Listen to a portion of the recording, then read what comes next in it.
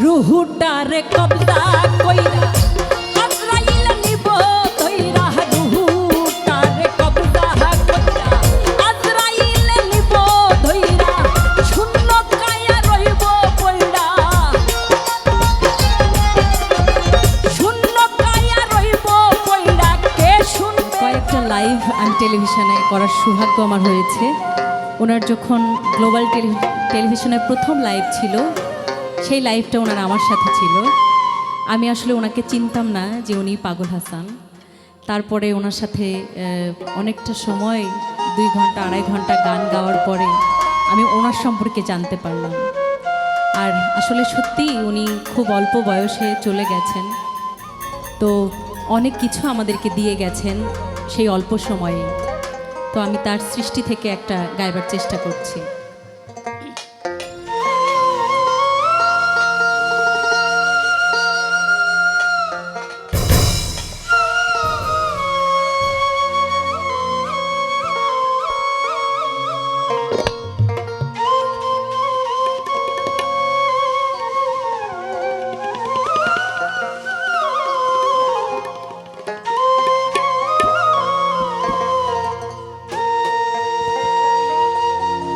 অন্ধারপুরের মানুষ আমি,